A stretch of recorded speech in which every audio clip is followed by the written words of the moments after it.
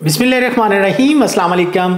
उम्मीद करता हूं कि आप सब खैरियत से होंगे। तो दोस्तों, मैं हूं मौज़म जाफरी और आप देख रहे हैं हमारा चैनल एलिया कंसल्टेंट।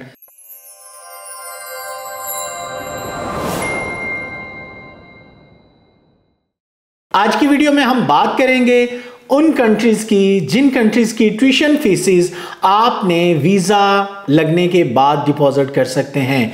यानी ये बहुत ज़बरदस्त ऑफर है, स्पेशली उन स्टूडेंट्स के लिए जिनकी कोशिश ये होती है या उनके पेरेंट्स की ये कोशिश होती है कि इनिशियली हमारा बहुत थोड़े खर्चे के ऊपर वीज़ा सिक्योर हो जाए और आफ्टर वीज़ा अगर हमें कोई प्रॉपर्टी सेल करनी पड़ती है या फिर हमें किसी तरह से भी फंड्स अरेंज करने पड़े तो हम आफ्टर वीज़ा अरेंज करें। इनिशियली हमारा बहुत या फिर ना होने के बराबर हम इन्वेस्टमेंट करें और हमारा वीज़ा सिक्योर हो जाए और उसके बाद हम जितने भी एक्सपेंसेस आए उसके लिए हम तैयार हैं। तो ये मेरी वीडियो लास्ट तक देखिएगा। हम बात करेंगे न्यूजीलैंड और यूएसए स्टूडेंट वीज़ा एप्लीकेशन के ऊपर। करंटली ये दो ऐसे वाहिद कंट्रीज़ हैं जिनके पास ऑप्शन है कि आप वीज़ा लगने के बाद अपनी ट्यूशन फीसिस पे कर सकते हैं।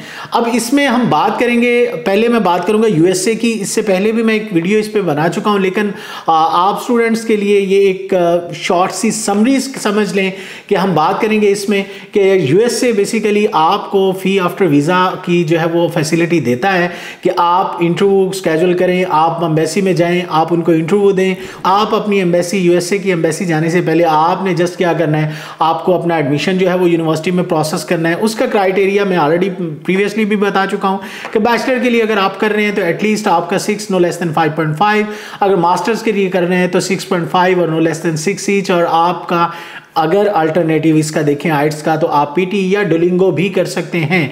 तो डुलिंगो एक बेसिकली बहुत आसान सा टेस्ट है, ये बड़ी सिंपली आप पास इसको कर सकते हैं। इसकी फीस तकरीबन 12 से 15 हज़ार आप पे करके और इसका टेस्ट बुक कर सकते हैं और आपको विद इन 20 आवर्स आपको इसका रिजल्ट जो है वो भी मिल सकता है।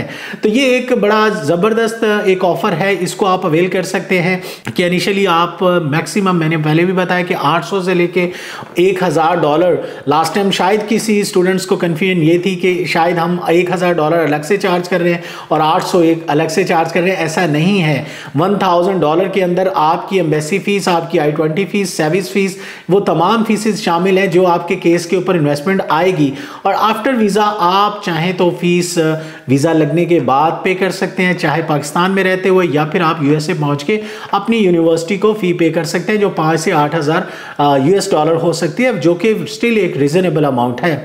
अच्छा, इसकी बैंक स्टेटमेंट आपको एक दिन के लिए चाहिए, एक उस दिन के लिए चाहिए जिस दिन आपने I-20 के लिए रिक्वेस्ट करना है, और सेकंड आपको उस दिन के लिए चाहिए जब आपने वीज़ा फाइलिंग के लिए एम्बेसी में इंटरव्यू के लिए जाना है।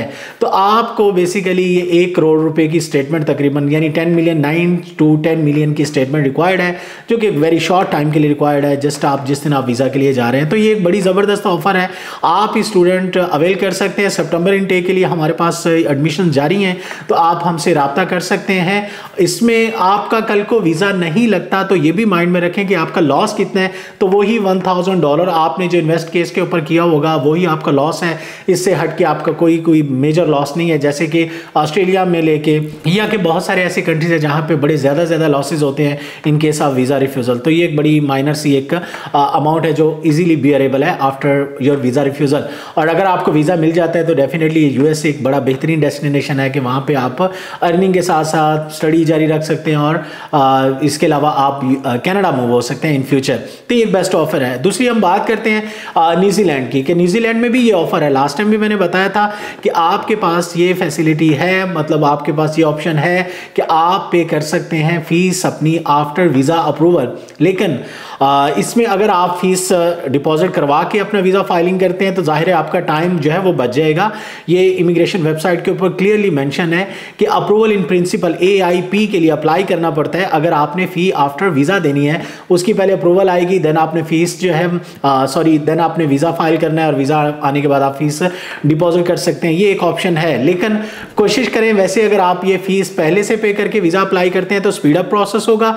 लेकिन अगर आप समझते हैं कि आप इंतज़ार कर सकते हैं 2-2.5 माह या 3 माह तक एटलीस्ट केस को लेके, तो फिर आप चाहें तो ये फ़ी आफ्टर वीज़ा वाली सहूलत भी ले सकते हैं। इसमें एक्सपेंस कितने होंगे इसमें भी आप ऐसा समझ लें कि मैक्सिमम जो एक्सपेंसेस आएंगे आपके एडमिशन के ऊपर, वो भी तकरीबन न्यूजीलैंड डॉलर में अगर देखा जाए तो 1000 से 1500 न्यूजीलैंड डॉलर आपके केस के ऊपर एक्सपेंस आएंगे, और उसके बाद आप उसकी फीस जो है वो अपनी अप्रूवल आने के बाद जमा करवाएं और देन आप अपना जाहिर है वहाँ पे जा सकते हैं। अच्छा, इसके लिए भी स्टेटमेंट की बात करते हैं कि अगर तो आपने फीस आफ्टर वीज़ा पे करनी है तो फिर कोशिश करें कि आप अपनी स्टेटमेंट 1 करोड़ रुपए से ऊपर की उनको शो करवाएं, जिसके अंदर आपकी ट्यूशन फीस भी 1 साल की पड़ी होनी चाहिए। यानी 1 साल की फीस, बहुत सारे ऐसे कॉलेजेस भी हमारे पास हैं, ऐसी इंस्टीट्यूट्स भी हैं जहां पे आप 18,000 से लेके 20,000 या उससे ज़्यादा 25,000 यानी 18,000 मिनिमम,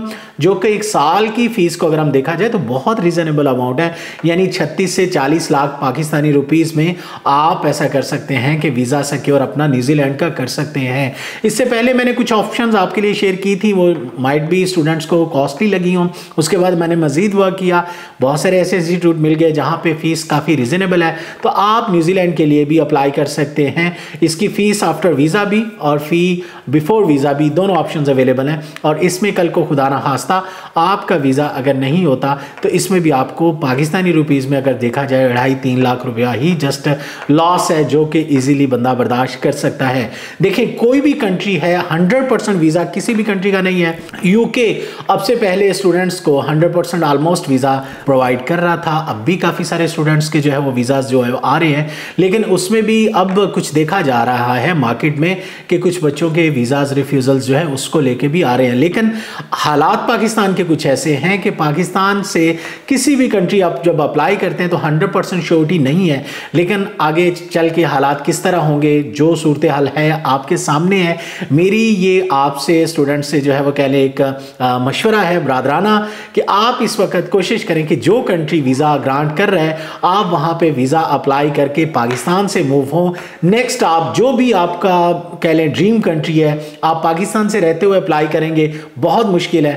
जबकि आप किसी दूसरे अच्छे कंट्री शिफ्ट हो जाते हैं तो वहाँ से कल को आपने किसी भी नेक्स्ट डेस्टिनेशन मूव करना हो तो आसानी आपको वीज़ा मिल सकता है। तो ये आपके लिए एक बेस्ट ऑफर है फी आफ्टर वीज़ा की। इनिशियली आप चाहें मिनिमम डिपॉजिट के साथ यानी 2-3 लाख रुपया इन्वेस्ट करके यूएसए का वीज़ा सिक्योर कर सकते हैं। अब सवाल ये आएगा कि यूएसए जी वीज़ा रिफ्यूज़ल रेट बहुत ज़्यादा है। इसमें आपकी बात किसी हद तक ठीक है कि उसकी वीज़ा रेशियो काफ़ी हद तक कम है, लेकिन मास्टर स्टूडेंट्स, जिन स्टूडेंट्स की इंग्लिश कम्युनिकेशन अच्छी है, मार्क्स परसेंटेज ठीक है, डेफिनेटली आपने देखा होगा कि स्टूडेंट्स के वीज़ा ग्रांट भी होते हैं। तो माइट भी कि आप जब वीज़ा ऑफिसर को अच्छा इंटरव्यू प्रेजेंट करेंगे तो डेफिनेटली आपको वीज़ा के चांसेस मैक्सिमम हो सकते हैं। और अगर नहीं होता तो आप उसी फीस के अंदर जो I-20 और सर्विस फीस आपने पे की होगी, एक अटेम्प्ट और ले सकते हैं कि आपको दोबारा भी चांसेस हैं कि आप दोबारा जब प्रिपरेशन के बाद इंटरव्यू के लिए जाएं तो एम्बेसी आपका इंटरव्यू एक्सेप्ट करके आपको वीज़ा ग्रांट कर सकती है। तो न्यूजीलैंड और यूएसए इस वक्त हम कर रहे हैं फ़ी आफ्टर वीज़ा पे। आप स्टूडेंट्स हमसे रब्ता कर सकते हैं। इनिशियली कॉस्ट बहुत थोड़ी सी है। उम्मीद करता हूं कि इंशाल्लाह आप अगर अप्लाई करते हैं तो डेफिनेटली आपके वीज़ा के चांसेस आपको मैक्सिमम मिल सकते हैं। मज़ीद कोई सवाल हो कमेंट बॉक्स में पूछ सकते हैं। व्हाट्सएप कॉल्स कोशिश करें डियर, मैं नंबर यहाँ पे मेंशन करता हूँ, लेकिन आप कोशिश किया करें ड्यूरिंग ऑफिस आवर्स आप कॉल करें, डायरेक्ट फ़ोन पे करें। आपकी कॉल को जो प्रायोरिटी पे अटेंड करके आपको इन्फॉर्मेशन दी जाएगी, लेकिन कोशिश करें कि बेसिक इन्फॉर्मेशन आप जस्ट ले लिया करें। रिक्वायरमेंट्स को लेके वैसे मैंने बता दिया वीडियो के थ्रू। बाकी कोशिश करें कि आप मीटिंग्स के लिए हाफिज़ाबाद एलिया कंसल्टेंट हमारा ऑफिस विजिट करें, पर्सनली मेरे साथ बैठ के अपना केस को डिस्कस करें। वो ज़्यादा एक बेहतरीन तरीका है, बजाय इसके कि रात 12-1 बजे आप जब सोने लगे आपको नंबर सामने आए, आप कॉल करके, और इस टाइम इन्फॉर्मेशन के लिए जाहिर है हमारा स्टाफ या मैं अवेलेबल नहीं हूँ, फिर आपकी तरफ से शिकवा ये आता है कि रिप्लाई नहीं करते, और मैसेजेस के ऊपर जाहिर है इतनी लंबी जो है वो चिट चैट, इतने लंबे लंबे वॉइस मैसेजेस के जवाब वो देना मुश्किल होता है। कोशिश करें मीटिंग्स अरेंज करें। नीचे कॉन्टैक्ट नंबर है, इस पे आप मैसेज छोड़ के आप मेरी अवेलेबिलिटी का कंफर्म कर सकते हैं। वैसे मेरी कोशिश यही होती है, सैटरडे संडे जस्ट ऑफ है, बाकी मैं 5 डेज़ मॉर्निंग 10 से लेके 5 बजे तक ऑफिस में मौजूद हूँ। आप लोग आ सकते हैं। अल्हम्दुलिल्लाह बहुत सारे शहरों से लोग आते हैं, मैं उनका भी शुक्रिया अदा करना चाहूँगा। दूर दराज इलाकों से आते हैं। एक यहाँ पे एक और चीज़ मेंशन करना चाहूँगा कि जो भी लोग पेशावर, कोयटा, इस्लामाबाद से सफ़र करके आते हैं हाफिज़ाबाद एक छोटा सा सिटी है, यहाँ पे होटल्स का अरेंजमेंट्स नहीं है, लेकिन एलिया कंसल्टेंट के पास अल्हम्दुलिल्लाह अपना गेस्ट रूम है। बहुत सारे स्टूडेंट्स अगर यहाँ पे स्टे भी करना चाहें तो अल्हम्दुलिल्लाह हमारे पास इतनी कैपेसिटी है कि हम स्टूडेंट्स को या मेहमानों को यहाँ पे ठहरा सकते हैं। तो मोस्ट वेलकम। आप दूर से भी अगर आना चाहें तो हम हाज़िर हैं। Thank you so much. खुदा हाफिज़।